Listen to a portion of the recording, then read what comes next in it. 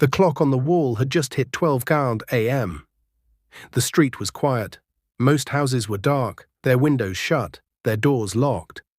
Only the old streetlight in front of the compound was awake, casting a weak yellow light on the cracked ground. Then the quiet night broke. The heavy wooden door of one of the old houses flew open. "Get out of my house, Cynthia," Emmanuel shouted. He stood in the doorway, a dark, tall, 47-year-old Nigerian man, his yellow nightwear hanging on his angry body. His chest rose and fell, his eyes hard like stone. In front of him, on the floor, was his wife, Cynthia. She was 27, dark-skinned and heavily pregnant. She wore a blue Ankara gown that stretched over her round belly. Her natural hair scattered around her head like she had not even had the strength to comb it. Her eyes were red from crying. One hand held her side, trying to support her back. The other hand clutched a small traveling bag filled with clothes. Her knees were dusty. She had fallen when he pushed her. "Emmanuel, please," she whispered, her voice shaking. "It is midnight. I am carrying your child." "I said out," he shouted again, pointing to the gate. "You and that thing inside you, leave my house now." A cold wind moved through the compound. The night felt even darker. Some neighbors woke up. Curtains shifted. A few eyes peeped from behind half-open windows. No one came out. No one wanted trouble. Cynthia tried to stand up. Her belly felt heavy. A sharp pain passed through her waist. She held the wall and pulled herself up slowly. "Where will I go?" she asked, breathing fast. "Emmanuel, please, let me stay till morning. We can talk." Emmanuel stepped closer and pushed her bag further away with his foot. "You should have thought about that," he snapped, "before you betrayed me." "Betrayed you? I did not—" "Enough!" His voice cut through the night like a whip. "Leave now, or I will drag you to the street myself." Her lips trembled. Tears rolled down her face, running into the dust on her cheeks. Inside the house, the light was still on. Behind Emmanuel, the sitting room looked warm and safe. Outside, the compound looked cold and empty. Cynthia hugged her belly with one arm. "It is not safe," she whispered. "I am almost due. Anything can happen to the baby." Something like guilt flashed in Emmanuel's eyes, but it disappeared at once. His jaw tightened. He stepped back, held the edge of the door, and looked at her like she was a stranger. "This is your last warning," he said slowly. "If you are still here when I come back, I will call the police and tell them you are trespassing." The door slammed shut. The sound echoed in the quiet compound. Cynthia stood there, staring at the closed door, shaking. For 7 years, that door had been her home. Behind it, she had cooked, laughed, cried, and prayed. Now it felt like the door had closed on her entire life. Her legs grew weak. She bent down slowly, picked up her bag, and held it close. Another sharp pain shot through her lower back. She groaned softly. The old wall clock inside the house ticked on. The crickets outside kept singing, as if nothing had changed. But everything had changed. Hours earlier, before midnight, the house had not been filled with shouting. It had been filled with silence. Emmanuel sat on the brown sofa, his arms folded, his eyes fixed on the TV that he was not really watching. The remote lay beside him, untouched. The generator hummed outside. A news reporter was talking, but he was not listening. Cynthia came out of the bedroom with a small tray. On it was his dinner, white rice and stew, with fried plantain on the side. She walked slowly, one hand on her back. "Your food is ready," she said quietly. He did not answer. She placed the tray on the small center table and straightened up, rubbing her waist. The baby had been kicking all day. "Emmanuel, you have not spoken to me since morning," she said, her voice soft. "Please talk to me. What did I do wrong?" He turned his head slowly and looked at her. His eyes were filled with something dark, hurt, anger, and something else she did not understand. In his hand was a phone. On the screen was a picture someone had sent him. It was Cynthia in the market that afternoon, standing close to a young man near a shop. The young man held her arm, helping her stand after she slipped on wet ground. A sack of tomatoes had fallen beside her. The picture did not show she had slipped. It only showed the young man's arm around her. "You are asking what you did wrong?" Emmanuel asked, his voice low.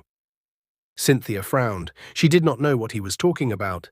He turned the phone and threw it on the table. The screen faced up. She looked down. When she saw the picture, her heart dropped. Emmanuel. This is not what you think, she said quickly. I slipped. The ground was wet. He helped me stand. So now you hug men in the market? Emmanuel cut in, his voice rising. A pregnant woman. Married to me, hugging men in the open? I did not hug him, she protested, tears filling her eyes. He caught me when I almost fell. I even told him thank you and walked away. That is all. I warned you about that market, Emmanuel said. I told you to stop going to sell there, but you refused. You said you wanted to support me. You said the baby needed more things. Now I see the real reason. She stared at him in shock. You think I am cheating, she whispered. He laughed, but there was no joy in it. What else should I think? He asked. Look at the picture. That boy's hand is on your body, on my wife's body, on the mother of my child. You think I am a fool? Cynthia sank into a chair, feeling faint. The baby kicked again. She put her hand on her stomach, trying to calm the child. Emmanuel, you know me, she said quietly. Where did you even get this picture from? Emmanuel's face grew tighter. My younger brother sent it, he said. He was passing and saw you. He said you have been close to that hawker for a while now.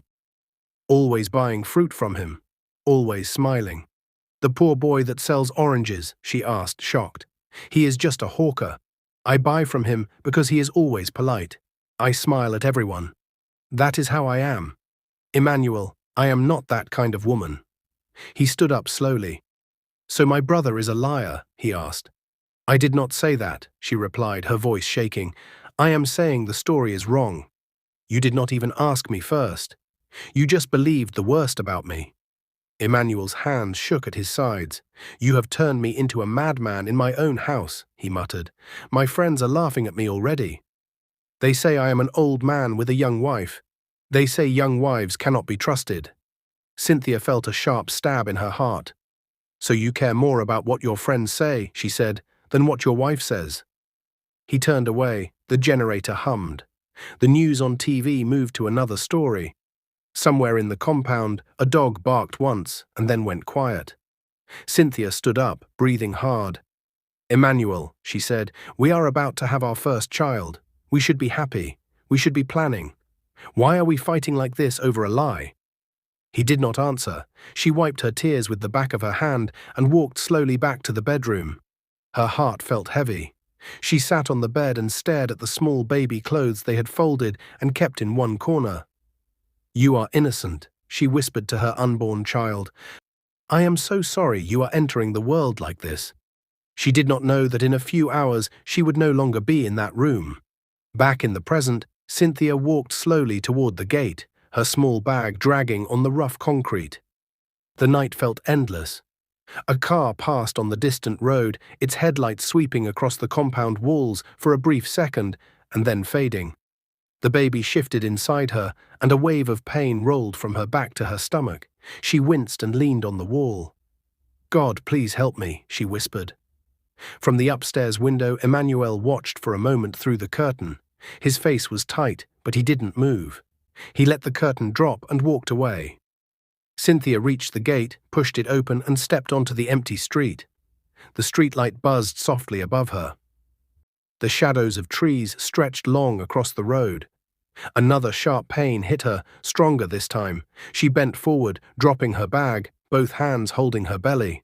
Her breath came in short, quick gasps. Not now, she whispered. Please, baby, not here. Not like this. Tears blurred her vision. Her legs shook. She tried to pick up her bag again, but her fingers felt weak. Her head spun. The world around her started to fade into darkness. Then she heard it. The soft creak of a wheelbarrow, the gentle clinking of bottles, and a tired, gentle male voice humming a small tune. A figure came out of the shadows, a young man pushing a wooden tray of leftover drinks and snacks, his clothes worn, his slippers thin. He stopped when he saw her. Auntie, are you okay? The poor hawker asked, his eyes wide with shock. Cynthia's knees finally gave way. She began to fall, and as everything went black, she felt strong arms rushing forward to catch her.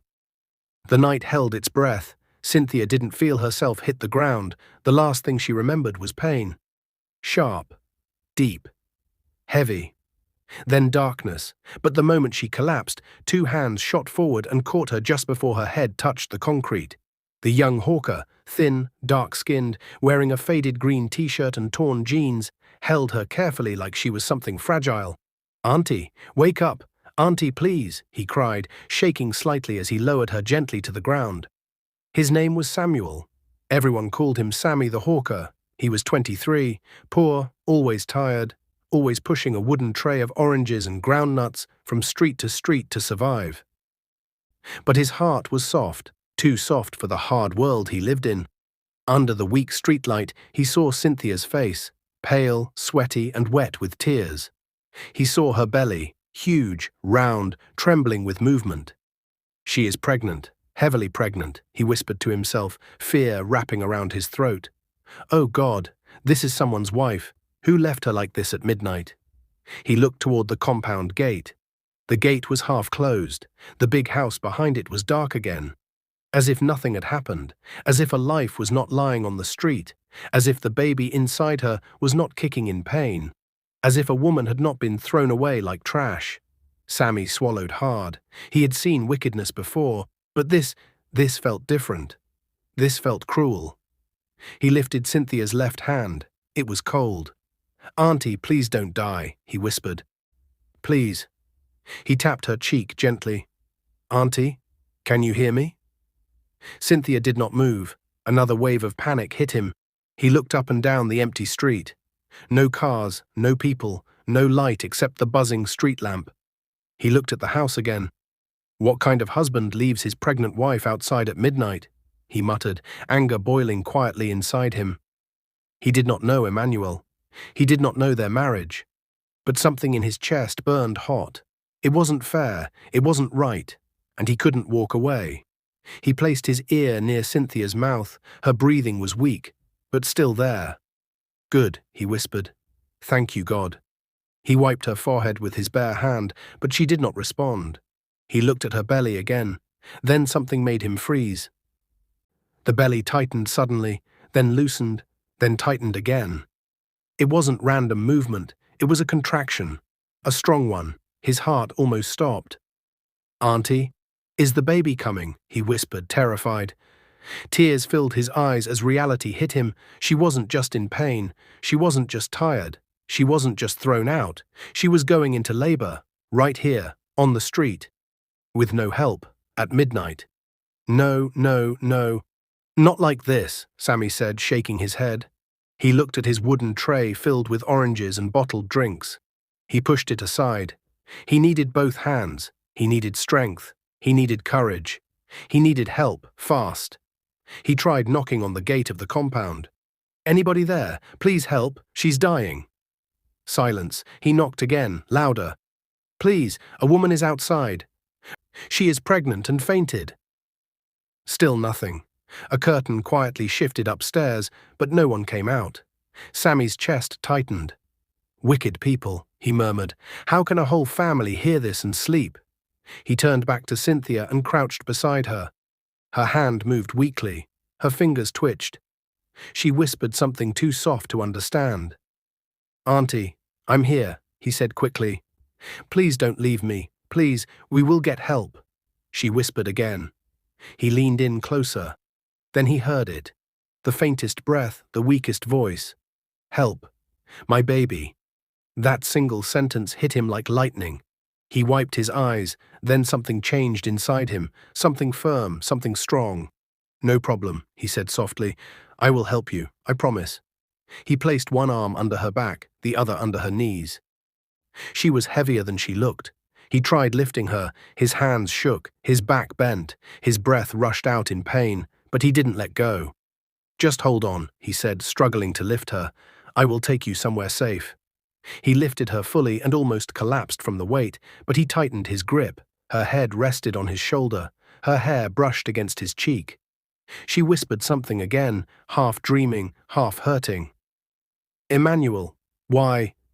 Sammy's jaw tightened. He turned away from the compound, from the closed gate, from the house that had rejected her. Then he began walking, slowly, painfully, but determinedly.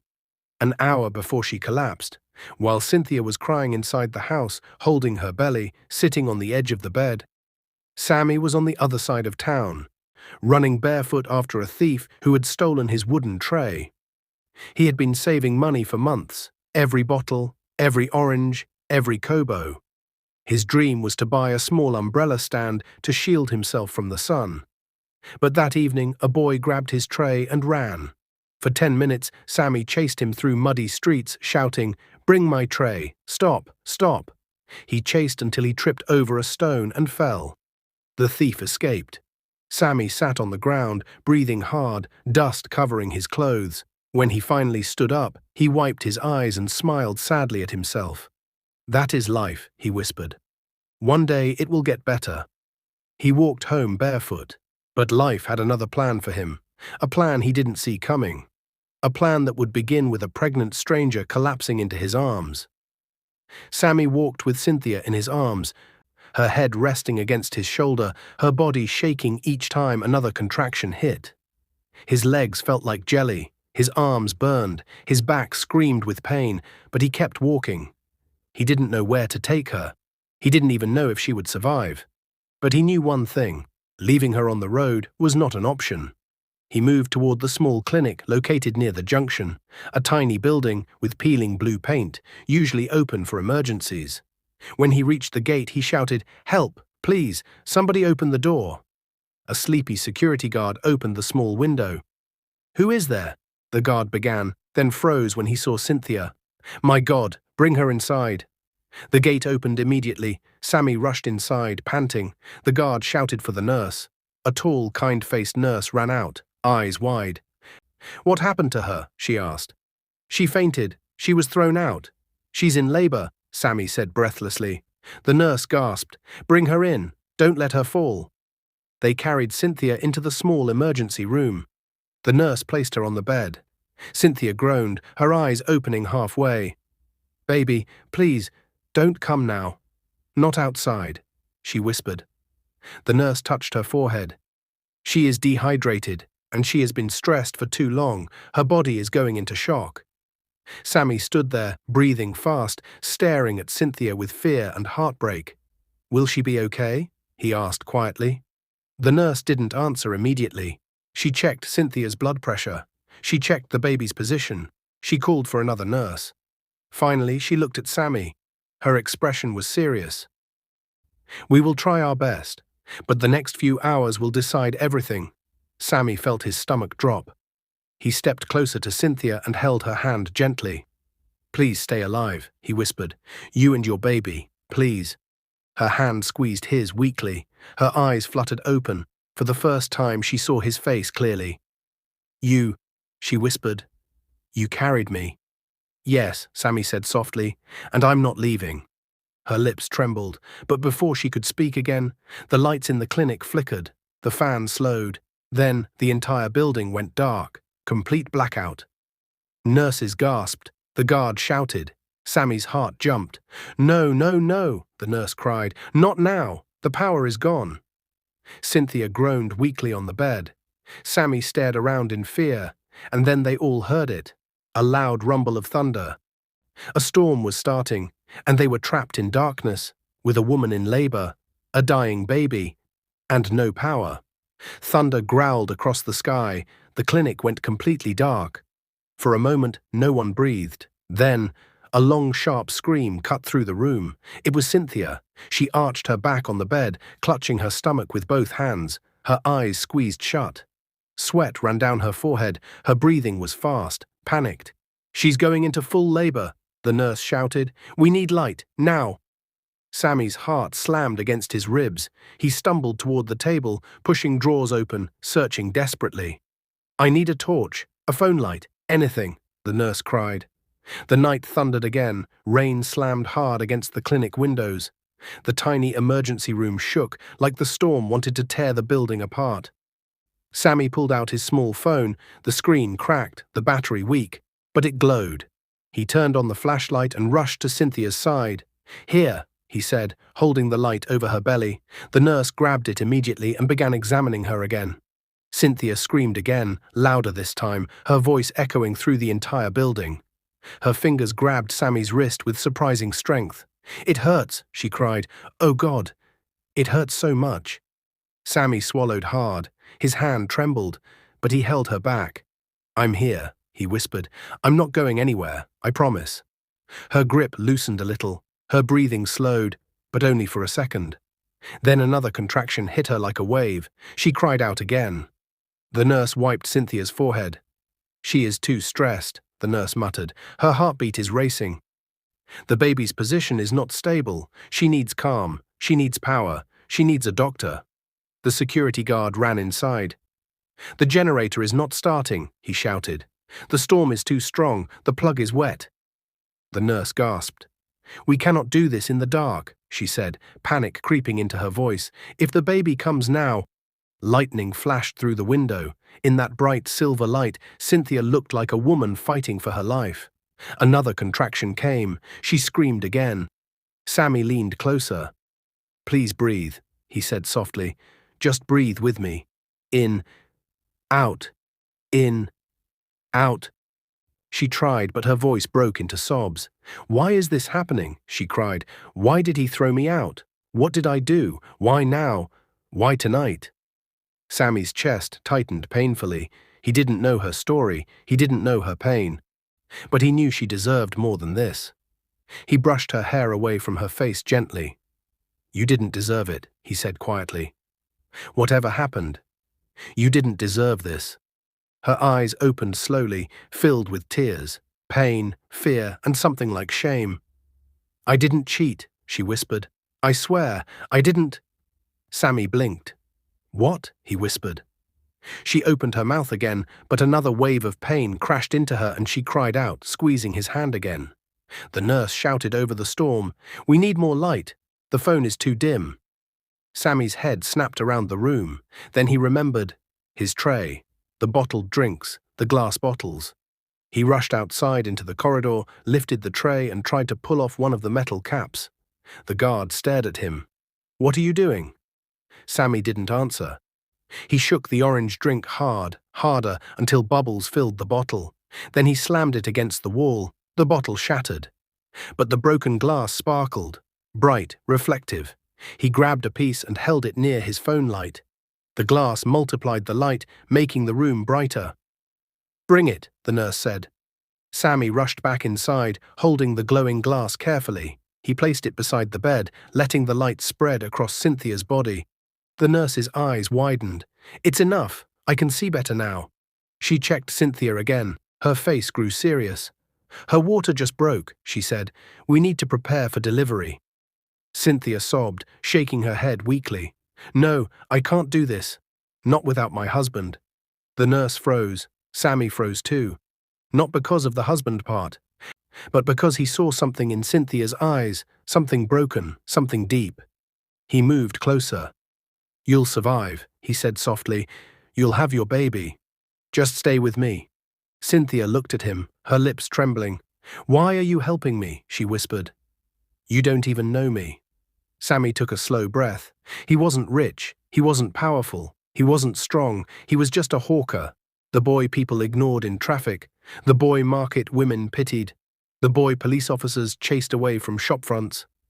But tonight, he was the only one she had. "I know enough," he said quietly. "You are hurt, and you need someone. That's enough reason." Her eyes softened. Just then, another flash of lightning lit up the room, but this time it wasn't only the storm that startled everyone. The clinic door burst open. The wind swung it so hard it slammed against the wall.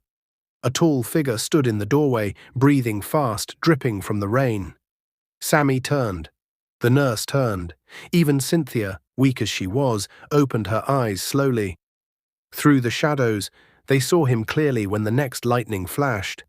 It was Emmanuel, her husband, still wearing the same yellow nightwear, his hair wet, his chest rising and falling like he had been running, his eyes, dark, shocked, fixed on the sight of his pregnant wife on the hospital bed, with another man holding her hand.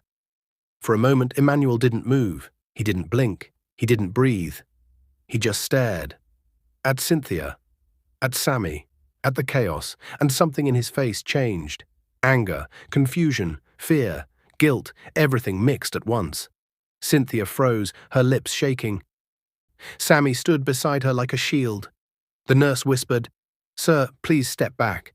She is in labor." But Emmanuel took a slow step forward. His voice came out deep, low, shaking. "What have you done to my wife?"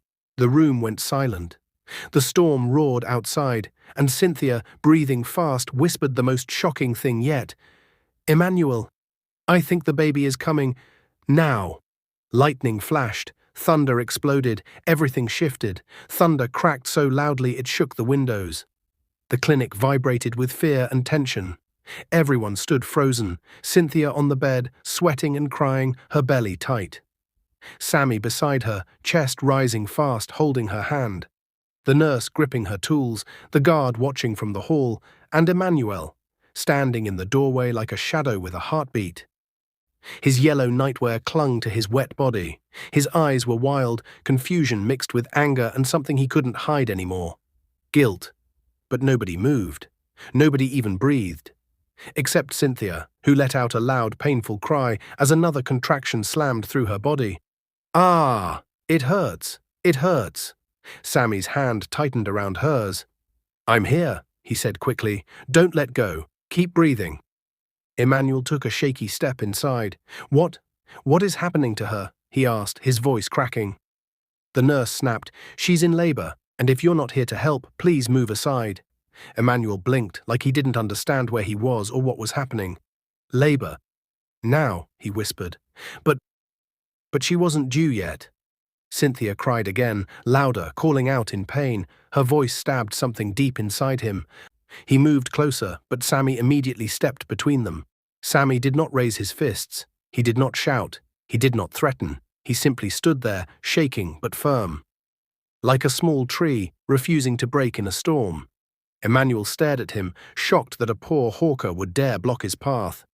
Who are you?" Emmanuel said. "Why are you touching my wife?" Sammy breathed in deeply, his voice steady, though his hands trembled. "I am the person who found her. In the rain. On the street. Unconscious. Because you threw her out." The words hit Emmanuel like a punch. He took a step back, his lips parting slightly. "That's not what happened," he said weakly. She made a mistake. She was with a man in the market." "Is that what you think?" Sammy asked, eyes hard. "That picture your brother sent? Is that it?" Cynthia groaned again. Sammy turned to her. "Hold on, just breathe. We're right here." Tears slid down Cynthia's face. "Sammy," she whispered, I can't do this." "Yes, you can," he whispered. "Just keep looking at me." Another contraction hit. She screamed. Emmanuel instantly covered his ears, shaking. "Stop screaming like that. Your blood pressure." "Sir," the nurse barked, "stop talking. You're stressing her more." Sammy glared at Emmanuel. "Why are you here?" he asked sharply. "You pushed her out. You closed your door. You watched her walk away alone." Emmanuel swallowed hard. He didn't want to admit it, didn't want to accept it. But in the silence before the next thunder, he whispered, "I followed her." The nurse froze. Sammy froze. Even Cynthia, half dizzy, opened her eyes a little. "What?" Sammy asked. Emmanuel shut his eyes. Rain hit the roof in heavy sheets. "I waited behind the window," Emmanuel said softly, watching her leave. "But when she reached the street, she bent over. I could tell she was in pain." He opened his eyes again. "But I was angry, too proud. I told myself to leave her, to punish her." Sammy's jaw tightened. "But 10 minutes later," Emmanuel continued, voice breaking, "I looked again, and she was gone." He rubbed his face with shaky hands. "I ran outside. The street was empty. That was when I panicked." Cynthia let out another loud cry. Sammy held her hand tighter. The nurse worked fast, trying to prepare the tools. "Her contractions are too close together," the nurse said. "We don't have time. The baby is crowning." Emmanuel stepped closer, tears now filling his eyes. "I made a mistake," he whispered. "I made a terrible mistake." "Cynthia, I'm sorry, I thought you— Don't touch her, Sammy snapped. Everyone froze. Sammy's voice was loud, but full of pain, not anger. Sammy faced Emmanuel fully now. You think this is about jealousy, Sammy said, breathing hard. You think one picture means she betrayed you? Emmanuel looked confused, lost, weak. Sammy took a step forward. I know that boy you saw with her, he said. The fruit hawker. I pass him every day. Yesterday the ground was slippery from rain. She slipped. He caught her. That's all. He didn't touch her again. Emmanuel's eyes widened. Sammy's voice broke. That picture destroyed your mind. But what destroyed her was you. Cynthia sobbed. She wasn't crying from pain alone. She was crying because she had never heard anyone defend her like that before, not even her own husband. Emmanuel opened his mouth, but the nurse cut in urgently. She needs to push, now. Cynthia gripped the bed, screaming. Sammy ran to her other side and held her shoulders gently. You're strong, he whispered. Stronger than you know. You can do this. But Cynthia kept whispering through tears. I'm scared. I'm scared. The nurse spoke firmly. You must push now, or the baby will be in danger. Cynthia took a deep breath, but suddenly the storm outside roared louder. The light inside the clinic flickered again. Her scream shook the walls.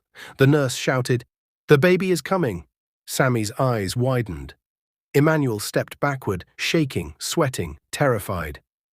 Another contraction hit, and then Cynthia collapsed backward on the bed, her eyes rolling halfway shut. Her body went still, too still. The nurse gasped. Oh no, she's blacking out. Sammy grabbed her shoulders. Cynthia, Cynthia, stay with us. But she didn't respond. Her head fell to the side, her hand slipped from Sammy's. The storm roared outside, as if the sky itself knew what danger had arrived. Emmanuel screamed her name. Cynthia! The nurse leaned in close, fear covering her face. She's slipping, the nurse cried. Her blood pressure just dropped. If we lose her now, we lose the baby too. Sammy's heart crashed in his chest. The nurse turned to the guard. Call the doctor. Call anyone. We need help immediately. But the guard looked terrified. Madam, the phone lines are dead. And the storm— Nobody will reach here in time. The nurse swallowed, then whispered, We may lose both of them. Sammy's hands trembled. He looked at Cynthia's motionless face, and he made a decision that would change everything. He placed his hands over her stomach, whispered something under his breath, and looked at the nurse. I'll help deliver the baby, he said. The entire room froze in disbelief. Even the storm seemed to pause. Emmanuel stared at him with wide, horrified eyes. You? Emmanuel shouted. A hawker! You can't touch my wife. Sammy didn't look away. He didn't blink. She's not just your wife tonight, Sammy said, voice calm, steady and strong. She is a woman dying, and I am the only person here who is not afraid to save her. Lightning split the sky. The room shook, and Cynthia remained still, too still. The rain roared as if the sky was breaking open. Thunder growled across the roof. The clinic was dark, lit only by Sammy's dim phone light bouncing off shattered glass. On the bed, Cynthia lay motionless, her face pale, her lips trembling, her breathing shallow. The nurse leaned over her and checked her pulse again. It's too weak, the nurse whispered. She's fading. We need to deliver the baby now or— She didn't finish. She didn't have to. Everyone understood. Emmanuel dropped to his knees beside the bed, tears flooding down his face. Cynthia, please, he whispered. Please don't die. Don't leave me like this.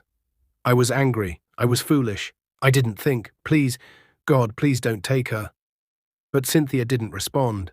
The storm swallowed his voice. Sammy stepped closer to the bed, breathing fast but steadying himself. He wasn't a doctor. He wasn't trained.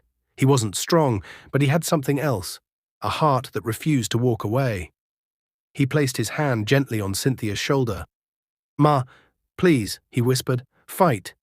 Just a little more. Your baby needs you. Her eyes fluttered, barely. But she didn't wake. The nurse turned to Sammy, desperation in her voice. If you say you'll help, she said, then listen closely. We don't have time. Sammy nodded once. The nurse spoke fast. I'll guide you. You follow my voice. Do exactly what I say. The baby is crowning, but the mother has lost consciousness. We need to deliver now."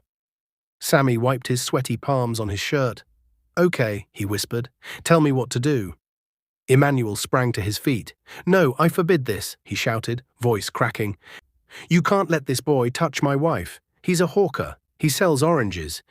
Sammy turned slowly toward him, eyes dark but steady. "She fainted in your arms." "No." "You brought her here." "No." "You held her hand when she screamed." "No." "You carried her on your back through the storm." "No." "You're the reason she's here at midnight?" Emmanuel froze. Sammy stepped closer. "You lost the right to decide anything for her the moment you closed your door." Silence slammed into the room. For once, Emmanuel didn't argue. He didn't shout. He just lowered his head. Because Sammy was right. The nurse spoke sharply. "We cannot waste another second. Sammy, come here." He rushed back to the bed. "Hold her legs, gently but firm." He did. The nurse continued, "Now when I say push, you support the baby's head. If anything goes wrong, this could turn dangerous quickly." Sammy nodded, though his hands shook violently. Cynthia suddenly released a soft groan. The first sound in minutes. Sammy leaned close. "It's okay. I'm here," he whispered. "Just breathe." The nurse shouted, "Contraction coming." Cynthia's body tightened, even though she was unconscious. "It's time," the nurse said. "Sammy, support the baby's head. Now." Sammy moved fast. The storm thundered. The wind slammed the windows. The flashlight flickered. The entire world narrowed to one moment. One breath. One miracle waiting to happen. Sammy felt something warm against his hands. The baby's head. His heart jumped. "I have it," he cried. "I feel the head."